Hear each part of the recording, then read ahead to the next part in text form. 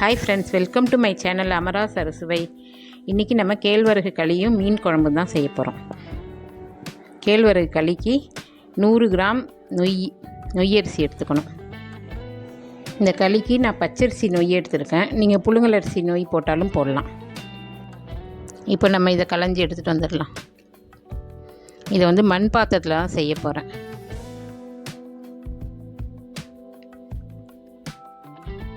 நூறு கிராம் அரிசி எடுத்தோம்ல, அதுக்கு 800 கிராம் தண்ணி ஊற்றணும். 800 கிராம் தண்ணி, 200 கிராம் கேழ்வரகு மாவு.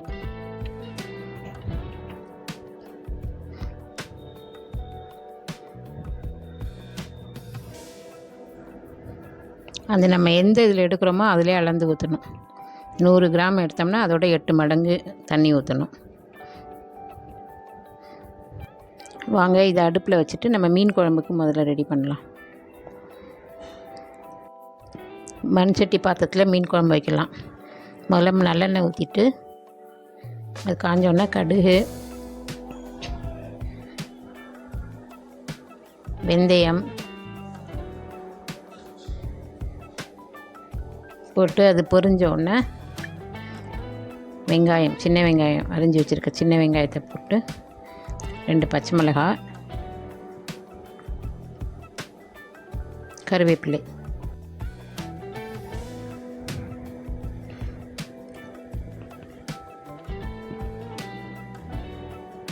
கொஞ்சம் வெங்காயம் வதங்கினோடனே தக்காளியை போடணும். இப்போது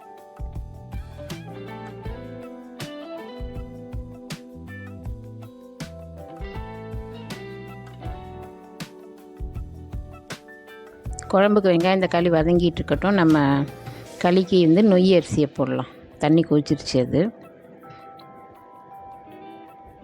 இது மண்பானைன்றதுனால கொதி வரத்துக்கெலாம் லேட் ஆகுது. சூடு ஏற லேட் ஆகும்ல. கொஞ்சம் உப்பு, கல் உப்பு தேவையான அளவு.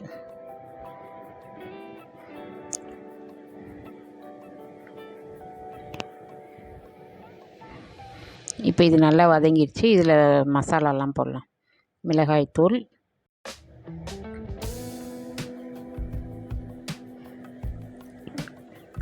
அடுத்து மல்லித்தூள், மிளகுத்தூள்,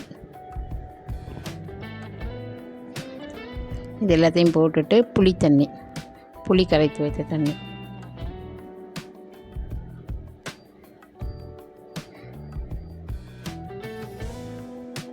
குழம்புக்கு தேவையான அளவு தண்ணி ஊற்றிட்டு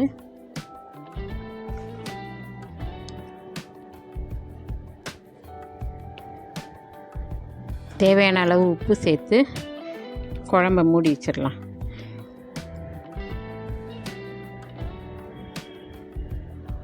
இப்போ குழம்பு கொதிச்சிருச்சு. மீன் போடலாம்.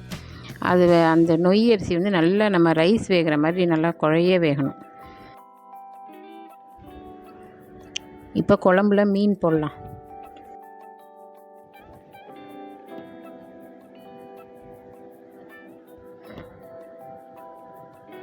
நம்ம காசிமேட்டில் வாங்கிட்டு வந்த சங்கரா மீன் தான்.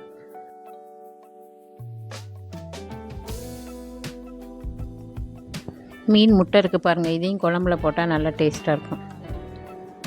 போட்டு மூடி வச்சிடலாம். இப்போ இது நல்லா வெந்துருச்சு. இந்த ஸ்டேஜில் கேழ்வரகு மாவு, 200 கிராம் கேழ்வரகு மாவு இருக்குல்ல, அதை அப்படியே அதில் கொட்டணும்.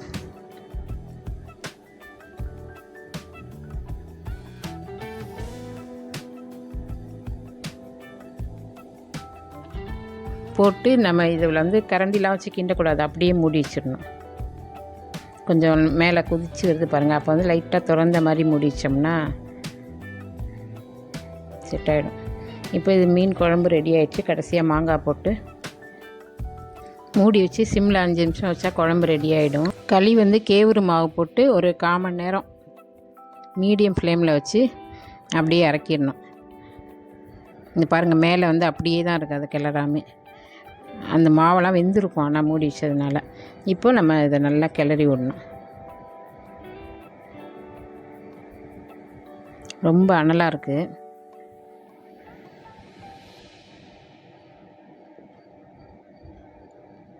இப்படி நல்லா கிளறிட்டு உருண்டை பிடிக்கணும் இதை.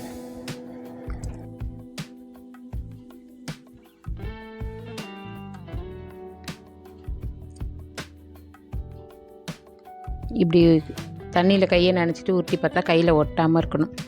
இதுதான் கரெக்டான பதம். நம்ம வச்ச தண்ணி அளவு எல்லாம் சரியானது. கொஞ்சம் சூடு இருக்கிறதுனால 10 நிமிஷம் மூடி வச்சுட்டேன். இப்போ திறந்து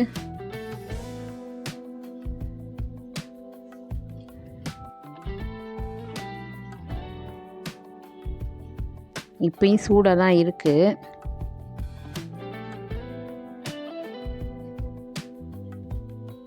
அதை உருட்டி காட்டுறேன் பாருங்கள்.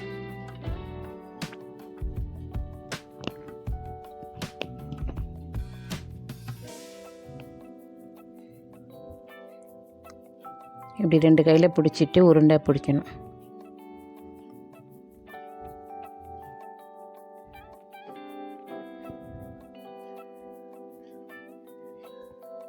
இந்த மாதிரி உருண்டை பிடிச்சி இதோட கூட மீன் குழம்பு வச்சு சாப்பிட்டா சூப்பராக இருக்கும். கையில் ஊட்ட முடியாதவங்க இப்படி ஈர பாத்திரத்தை எடுத்து அதில் போட்டு இப்படி அதோட சேர்த்து உருட்டலாம். அப்படியே பாத்திரத்தையும் இப்படி அசைச்சு உருட்டலாம்.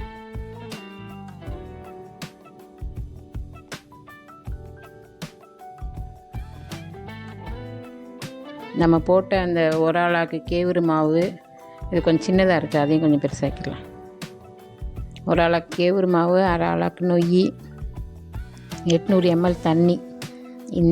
இந்த பதத்துக்கு பண்ணிங்கன்னா கரெக்டாக வரும். 4 உருண்டை வரும். 2 பேர் தாராளமாக சாப்பிட்லாம். அதுக்கு மீன் குழம்பும் மாங்காய் ஊறுகாவும் வச்சு ஒரு இது காரத்துக்கு. இன்னொன்று இனிப்பு வெல்லம் வச்சு சாப்பிடுவாங்க. கிராம பகுதியெல்லாம் அந்த மாதிரி சாப்பிடுவாங்க, நல்லாயிருக்கும். இது மாதிரியும் சாப்பிட்டு பாருங்கள். ஓகே ஃப்ரெண்ட்ஸ், நீங்களும் இந்த மாதிரி உங்கள் வீட்டில் செஞ்சு பார்த்துட்டு உங்கள் ரிவ்யூவை கமெண்ட்டில் போடுங்க.